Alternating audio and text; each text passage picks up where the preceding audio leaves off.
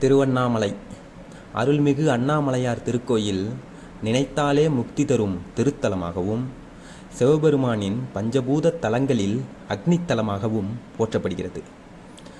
பிரம்மாவுக்கும் விஷ்ணுவுக்கும் இடையே யார் பெரியவர் என்ற போட்டி ஏற்பட்ட போது சிவன் அடிமுடி காண முடியாத பெரும் அக்னி பிழம்பாக காட்சியளித்தார்.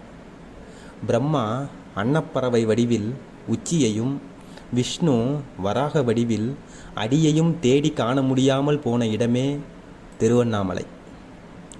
அண்ணா என்றால் நெருங்க முடியாதது என்று பொருள். யாராலும் அடிமுடியை காண முடியாத மலையாக ஈசன் நின்றதால் அண்ணாமலை என்று அழைக்கப்படுகிறது. அன்னை பார்வதி தேவி இங்கு தவம் புரிந்து இறைவனின் திருமேனியில் இடப்பாகம் பெற்று அர்த்தநாரீஸ்வரராக காட்சியளித்த தலம் இது. இந்த கோயில் சுமார் 1000 ஆண்டுகளாக பல்வேறு காலகட்டங்களில் கட்டப்பட்டதாகும். பல்லவர்கள், சோழர்கள், பாண்டியர்கள் மற்றும் விஜயநகர மன்னர்களால் இக்கோயிலுக்கு பெரும் திருப்பணிகளை செய்துள்ளனர். கோயிலில் தமிழ், சமஸ்கிருதம் மற்றும் கன்னட மொழிகளில் நூற்றுக்கணக்கான கல்வெட்டுகள் உள்ளன. இவை மன்னர்களின் கொடை மற்றும் நிர்வாக முறைகளை பறைசாற்றுகின்றன.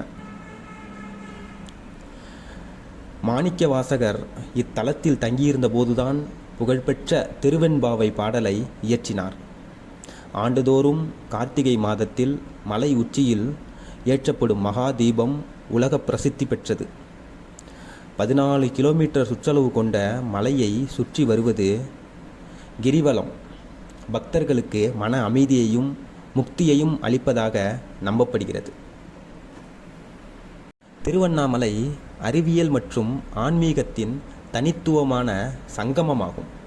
இந்த மலை புவியியல் ரீதியாக மிகவும் பழமையானது. ஒரு செயலற்ற எரிமலையாகவும் இது கருதப்படுகிறது. சுமார் 2671 அடி உயரத்தில் உள்ள இந்த மலை கிரிவலப்பாதையில் அபூர்வ மூலிகைகள் மற்றும் காந்த சக்தி அதிகம் இருப்பதாகவும் கூறப்படுகிறது. இது ஆரோக்கியத்திற்கும் நல்லது என்று அறிவியல் உண்மைகள் நமக்கு எடுத்துரைக்கின்றன. திருவண்ணாமலை மலை பூமி தோன்றிய காலத்திலிருந்தே இருப்பதாக கருதப்படுகிறது. இது ஒரு செயலற்ற எரிமலை என்று வகைப்படுத்தப்பட்டுள்ளது. பஞ்சபூத தலங்களில் அக்னி தலமாக விளங்கும் அண்ணாமலையார் கோயில் சுமார் 1100 ஆண்டுகளுக்கும் மேலாக சோழர்கள், பாண்டியர்கள் மற்றும் நாயக்கர் மன்னர்களால் கட்டப்பட்ட கலைநயமிக்க கட்டிடக்கலை அம்சங்களை கொண்டது. மலையை சுற்றி 14 கிலோமீட்டர் கிரிவலம் வருவது உடலுக்கும் மனதிற்கும் புத்துணர்ச்சி அளிப்பதாக நம்பப்படுகிறது. இது யோகா மற்றும் தியானத்தின் ஒரு பகுதியாக கருதப்படுகிறது. Tiruvannamalai banded iron formation BIF எனப்படும் இரும்பு தாதுக்கள் படிந்த பாறை அமைப்பை கொண்டது. இந்தியாவின் புவியியல் ஆய்வு மையம் இந்த மலையை ஒரு முக்கியமான புவியியல் சின்னமாக கருதுகிறது. இந்த மலை கிழக்கு தொடர்ச்சி மலையின் ஒரு பகுதியாகும். இம்மலை சுமார் 2671 அடி உயரம் கொண்டது.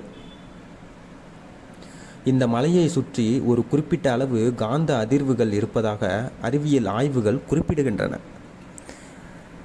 இந்த மலைப்பகுதி அரிய வகை மூலிகைகள் மற்றும் பல்லுயிர் பெருக்கத்திற்கு பெயர் பெற்றது.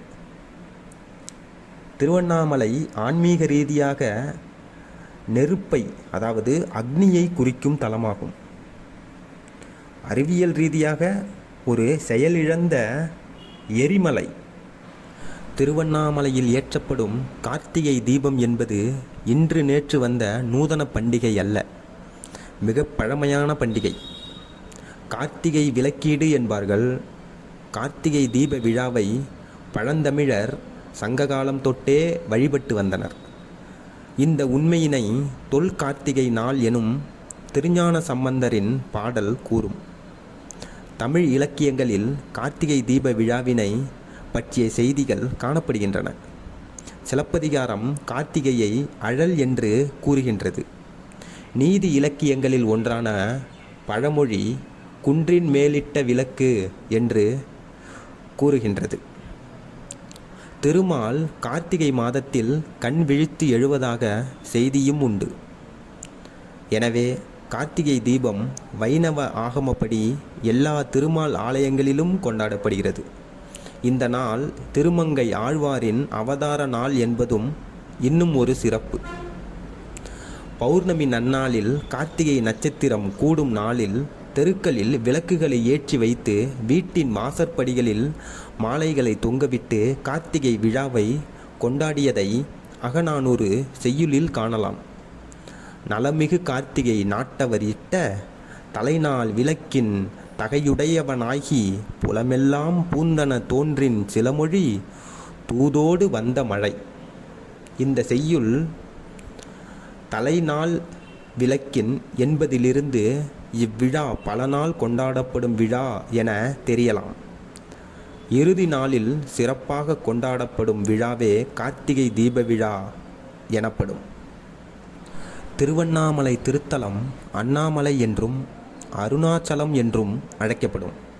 அருணம் என்றால் நெருப்பு, அசலம் என்றால் மலை. ஆகவே இது நெருப்பு மலையாக விளங்குகிறது. அதனால்தான் இதனை அக்னி பர்வதம் என்றும் அழைப்பார்கள். இம்மலையின் பெயரை அடிக்கடி சொல்லி வருவது ஓம் நமசிவாய மந்திரத்தை கோடி முறை உச்சரிப்பதற்கு சமம். ஈசனே மலையாக காட்சி தரும் தலம் திருவண்ணாமலை. தேவார பாடல் பெற்ற தலங்களில் இதுவும் ஒன்று. திருவாசக திருத்தலங்களில் இதுவும் ஒன்று. இத்தலத்தின் மூலவர் அருணாச்சலேஸ்வரர். அம்பிகை உண்ணாமுலையால் பல மாகாணங்களையும் கவர்ந்திழுத்த புண்ணியவதி. சொல்லில் அடங்கா ரகசியம் இந்த மண்ணுக்கு உண்டு. சில ஊர்களில் ஓரிரு இடங்கள் விசேஷமாக இருக்கும். ஒரு ஊரே விசேஷம் என்றால் அது திருவண்ணாமலை தான். தொட்ட இடங்களும் கால் பட்ட இடங்களும் கதைகள் பல சொல்லும். திருவண்ணாமலை பல மகான்களை கவர்ந்த காந்த மலையாய் காட்சியளிக்கிறது. அருணகிரிநாதர், ரமணர், சேஷாஸ்திரி சுவாமிகள், யோகி ராம்சுக்ரகுமார் என்று பல ஞானிகள் இங்கே வந்து அண்ணாமலையாரின் அடிவாரத்தில் அமைதி பெற்றனர், ஞானம் பெற்றனர்.